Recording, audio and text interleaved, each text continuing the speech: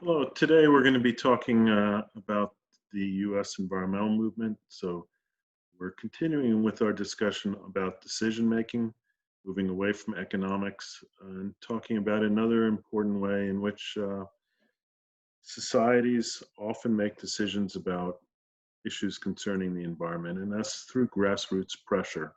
So, today we're going to look at the U.S. environmental movement, and I'm going to put forward the hypothesis that what we've seen with the U.S. environmental movement is entity that was once a very powerful player in American politics that no longer is such a player. We'll look at basically, I'm calling this the rise and fall of the U.S. environmental movement. We'll look at it at its peak and we'll explore why today it has very little power. Okay, to understand how we got to where we are, we do need to know a little bit about its origins. The US environmental movement today, in large part, continues to be rooted in European Romanticism, and, and one of the American branches of European Romanticism, which is Transcendentalism. Um, we don't really acknowledge that often, but when you think about the fascination with things like wilderness, getting out in nature, a lot of this goes back to these origins in Romanticism. Many people would even say the beginning of the environmental movement in the US is the Transcendental movement. We'll look at that in more detail in a minute when we speak about kind of late come disciple John Muir and see what influence he's had over the US environmental movement. Before that, I want to mention that environmental movement also in the U.S. was a response against rapid destruction of nature. Um, Friedrich Perkins Marsh, who had a big influence on Gifford Pinchot, uh, wrote about this and talked about even maladaptation, about how past societies had failed and wondered if the U.S., because of its rapacious use of its natural endowments, was on a similar course as past societies. Um, One of the, of course, we're all aware of the rapid demise of the buffalo and how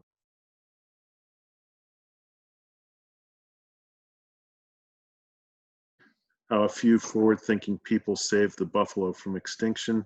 The same is true with a lot of our colorful birds and large wading birds. During the 19th century, towards the latter end of the 19th century, the hat trade was very big, and women, very powerful fashion statement was wearing hats. And for a while, for well over a decade, it was very fashionable to wear hats that were adorned with colorful bird feathers. Sometimes even entire birds were mounted, stuffed birds, of course, onto hats, things like painted buntings. Um, at some point, the word started getting around that this was the link between the disappearance of birds, that especially things like herons and egrets, that people were witnessing. And in the latter part of the 19th century, Audubon societies began to organize, even in places like Raleigh, North Carolina. They were usually organizations mostly of women, mostly of upper class women.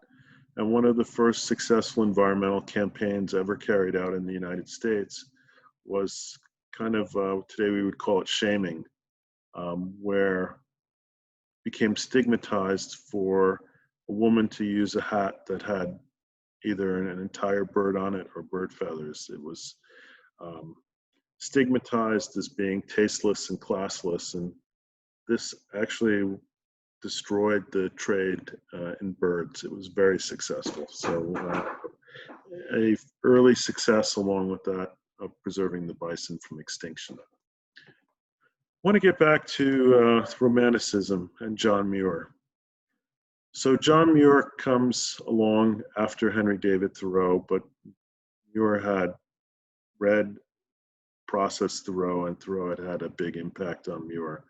Muir was an immigrant from Scotland. He came over as a young boy with his family, settled in Wisconsin. Um, Muir's father was incredibly strict. The only freedom he ever enjoyed was when he got to play outside. As a young man, he was restless. He tried for a while to work as an engineer, gave that up after an accident, nearly deprived him of his sight, and decided that he was going to become an explorer.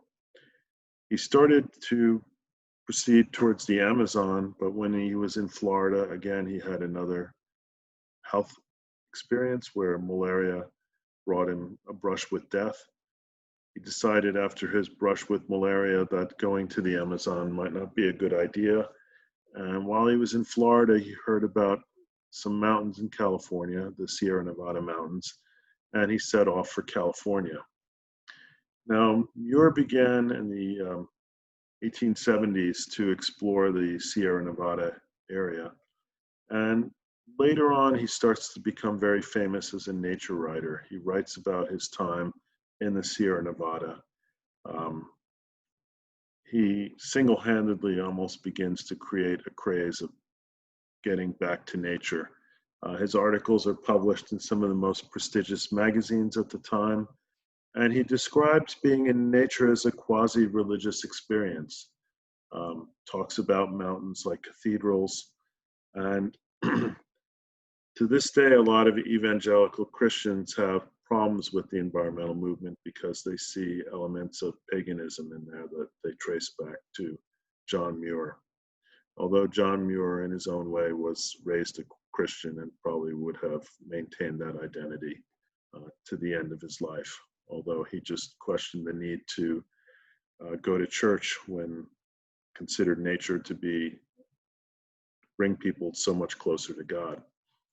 So Muir is really important because he's the first president of the Sierra Club, and the Sierra Club was formed in the early 1890s. Muir is made its first president. He's also often considered kind of the intellectual father of our national park system and our wilderness preserve system. And he had a big influence over the way Americans thought about nature protection at the time. And it's a legacy that didn't disappear with his death, but has lasted on. Now, Muir and Gifford Pinchot are two interesting characters. They were initially friends, but Muir turned against Gifford Pinchot.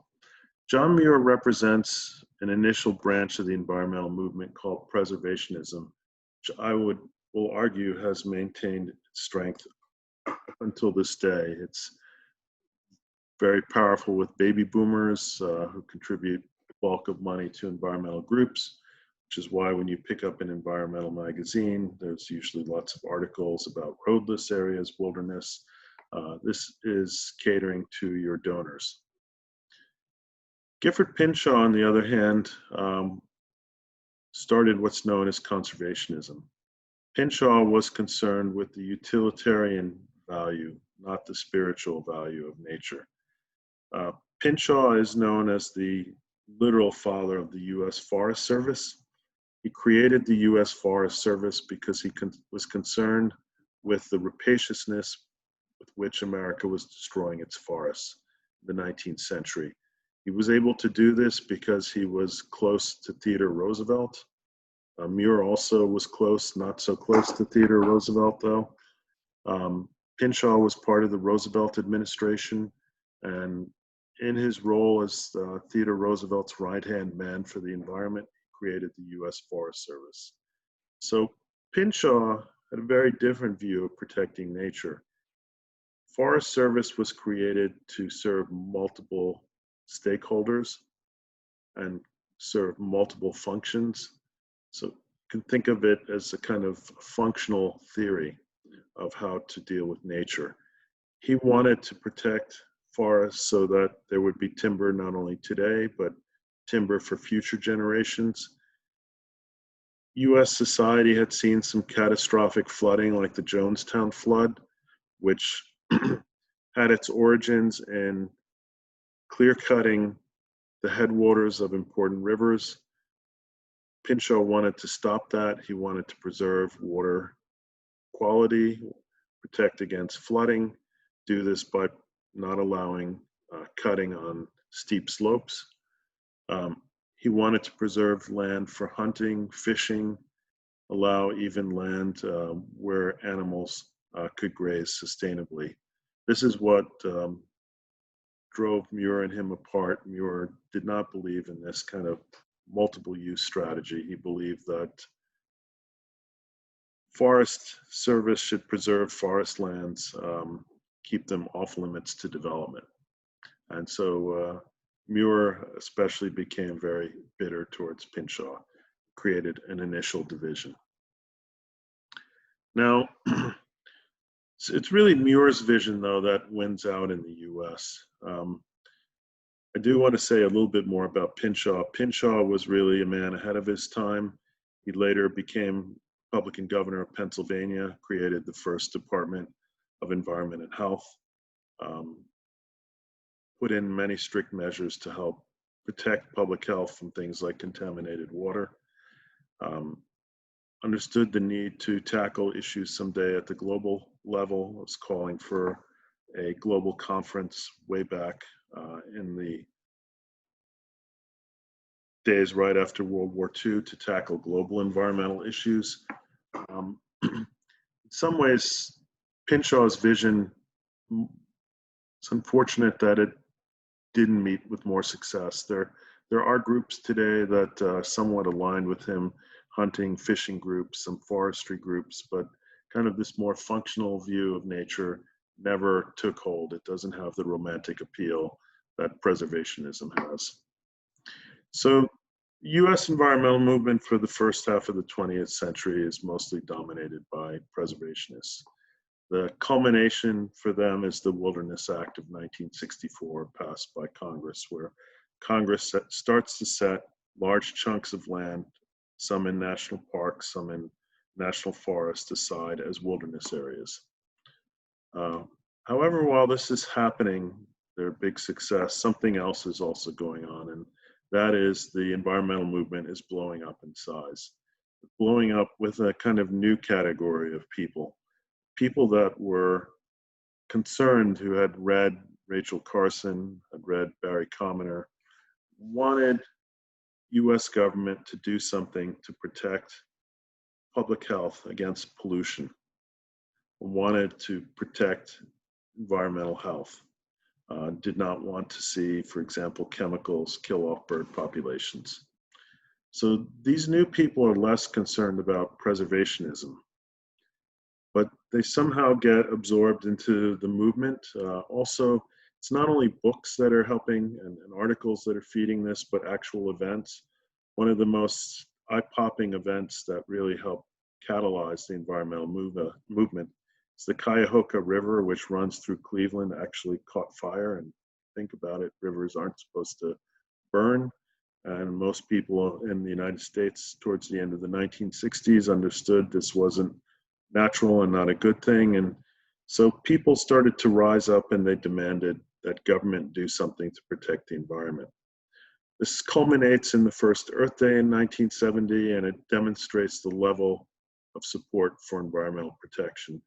And federal government had already begun to do many things to protect the environment, but this really gives it a push that keeps things going throughout the 1970s, which results in the Environmental Protection Agency, results in a whole bunch of important environmental statutory laws. The bulk of what we have is passed during this period. So we've talked about this already, but just to go over again, why was the decade of the 70s the decade of the environment in the US? First of all, support for environmental protection came from members of both parties. Leaders of the environmental movement were also drawn from both political parties. I was a leader in the State Sierra Club and remember serving with many Republicans at the time. Today, that would seem unusual, but back in the day, even 20 years ago, that was not so unusual. Um, President Richard Nixon was a Republican, and he's still considered one of the most significant presidents in terms of environmental leadership. Federal judges back then typically took a sympathetic view of congressional actions to protect the environment. Um, Tools to fight against environmental protection had not really been developed yet by opponents of government policies to protect the environment. So they fought, they had really weak opposition compared to what was coming. And the United States economically still mostly operated under a Keynesian vision, the idea that it was fine for government to go in and correct negative externalities. And then you top this all off, and really the most important thing is you had this powerful grassroots movement that was pushing government to do something. And people in both parties were genuinely worried that if they didn't show they were doing something, they could lose in the next election. Now, things begin to change quickly in the 1980s. And it's important to understand why the environmental movement sees its power erode away rapidly. First, you have the rise of neoliberalism in the US. Ronald Reagan is a major factor in the rise of neoliberalism. He brings with him to office a new mindset of what the role of government should be in the economy. You also have the rise of partisan media beginning later in the decade.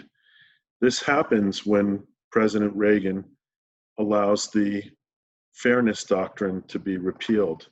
The Fairness Doctrine was put in place during the Great Depression, and the argument there was that companies leased the airwaves from the public, from the government, and that any company using the airwaves, whether it was radio or TV, had to be nonpartisan, had to balance their coverage. So if you had someone give a commentary that leaned Democratic, you had to balance that with one that leaned Republican. With the repeal of the Fairness Doctrine, that unleashes the rise of things like Fox News, Rush Radio. You start to not only get very partisan media, but you combine that with the rise of the 24-hour cable news cycle. And that allows for the beginning of the media landscape that we have today that's now also got the internet layered onto that. So this is something new, and a lot of this partisan media, especially if you look back at Rush Limbaugh in the 90s, environmental movement was a favorite entity for him to poke at and just ridicule them and make them sound not only un-American, but often portray them as people who didn't care about other people's jobs and would like us all to live in caves or tree houses. And you start to hear that over and over again if you're an adherent of partisan media, and you begin to believe that. Think tanks and front groups started to rise up that were opposed to environmental protection. Examples are like the Heartland Institute, the Cato Foundation, or the Coalition for Climate, again, the coalition, the Global Climate Coalition. And on top of this goes back to our discussion of the professionalization of politics. US politics starts to polarize and you get tribalization. And the environmental movement, rather than trying to bridge this, stakes its tent on the left side of the spectrum with the Democratic Party. So all of these things are weakening the ability of the environmental movement to push policies through government. I want to also argue that internal forces are also at play. Times are changing, and when times are changing, you have to adapt. Just like those folks in Greenland and Easter Island fail to adapt, so far the environmental movement hasn't done a good job of doing that either. So some of the things they do that have not been effective are use of gloom and doom tactics. Lots of research shows that to a point this not only stops working and can become negative. People can actually shut down, or just rather than activating people to do something, can make people just feel that there's no point in doing anything. So there's a pretty rich literature in psychology that it's pretty much poked holes in the idea of using gloom and doom tactics for too long. The dominant force is also, after the 70s and the new surge of people kind of faded into the background, what was left was preservationism. And in light of really pressing issues that threaten civilization like climate change, one could argue that for the last 3 decades, US environmental movement led by groups like the Sierra Club have put way too much money and energy into things like wilderness and have not given climate change the full attention it has deserved. Now, this is in part because of its roots in European Romanticism. And if you ever see behavior that doesn't seem to make a lot of sense from the outside, follow the money, follow the incentives. And the reality is that up until recent times, and see if that changes, if millennials become an important new source of funding for the environmental movement, most of the money has come from baby boomers who tend to, their number one issue tends to be around preservationism, protecting land, protecting wilderness. So this is a big hurdle for the environmental movement, in that if you want to raise money, first rule about raising money is you focus on those who've given you money before. They're most likely to give you money again, so you cater your agenda to your donors. I would also argue there's an over-reliance on old tactics like protesting, writing letters to elected officials, to newspapers. These strategies no longer work in a highly partisan environment. I also mentioned the environmental movement became part of the Democratic Party tent. This makes it harder to pass bipartisan legislation, and it also makes it easier for someone like President Trump to come in and roll back decades of gains and not worry about paying a price, because he pretty much knows that nobody who identifies as an environmentalist is going to vote for him, so there's no cost to unraveling environmental protection. I would argue the environmental movement has not found a way or tried hard enough to bridge the partisan divide. And we will talk more about identity and identity politics, but one could also argue that the environmental movement has been too concerned about maintaining their identity to make the changes and investments necessary to grow their base or to create strong coalitions with other groups.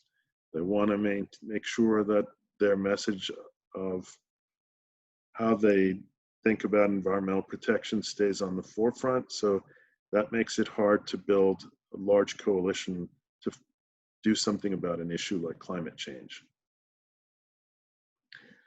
I want to just talk a little bit more on the idea of the wilderness cult. This was the term coined by famous environmental historian Roderick Nash, University of Wisconsin. Roderick Nash said that this was a big impediment for the US environmental movement to move into the modern era. First of all, he even criticized the notion of being fixated on wilderness, that there's, in the US, really no such thing as wilderness, that Native Americans lived everywhere, and the whole idea of wilderness, that there are areas that have been spared the hand of men, people, that have been devoid of economic activities, is kind of erasing Native American history. But most importantly, Nash argues that this fixation on wilderness makes people not think about their own backyard, about the choices they're making on where to live, how to get to work, what kind of car they drive, what they do with their garden space. Um, if wilderness is where you commune with with God, or you get this spiritual experience, then urban areas are kind of the fallen space. You don't worry that much about them. And Nash credits this kind of fixation on wilderness for why the environmental movement, till recent times, has really ignored the urban environment and the infrastructure that makes society literally move. Um, and this is a really interesting point, and I think it's a point well made about how U.S. environmental movement has spent way too much time trying to keep roadless areas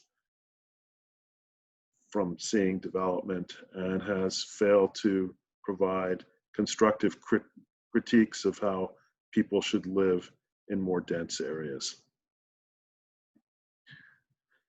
Another way in which the environmental movement has sometimes been its own enemy is it allows often the perfect to become the enemy of the good. You'll see this a lot in local battles where something like a mixed use development will be fought because it's too dense, it's going to cut down more trees. Really good example of this was a lot of so-called environmentalists lined up to oppose the light rail line between UNC and downtown Durham. It's going to cut down too many trees. It was going to impinge on a little postage stamp wetland. I mean, all this is unfortunate, but when you help torpedo something like this, you ignore the cost of maintaining a system of sprawling car-based development. Part of what you find often in liberal interest groups is that they want often something that can't exist, a kind of perfect solution to problems. And perfection doesn't often exist. You have to choose often between the lesser of evils. And often that's problematic, and you see people in the name of the environment often fighting against things that would be a big step forward, such as the light rail project or more dense mixed use development. Focusing on your version of what's perfect also makes it difficult to form broad coalitions with diverse interest groups that are needed for success in today's world. Again, think pluralism. It's hard to do because you have to make compromises and you have to sacrifice what you think is the perfect solution, even if it's not feasible at all. It makes it difficult to implement long-range strategies on issues like climate change because this again involves lots of compromise and lots of what people might consider to be suboptimal outcomes. Finally, it's hard for environmentalists to frame issues in a way that can win Republican support because they often fear that they are compromising their principles. Give you an example. If you care about more clean energy, you lobby Republicans by saying that it's good for the environment. Well, you can do that and feel good about yourself, but you might not win the argument. What if you lobby Republicans by saying clean energy is going to bring jobs to their constituents? It's going to bring tax base to the counties they represent. It's going to help make America more energy independent. These are the kind of arguments that can win with Republicans, but environmentalists are often just unable to make them. And that means that you have to often, to maintain your identity, you're sacrificing success. Now, climate change is often pointed to as the issue brings to bear the most evidence about the decline in power of the environmental movement. Many people believe that framing climate change as an environmental issue in the United States has impeded progress because it's fed into our tribal perspective that we've since adopted on climate change. If environmentalists are anti-capitalist Democrats, then should be against doing any kind of climate change policy.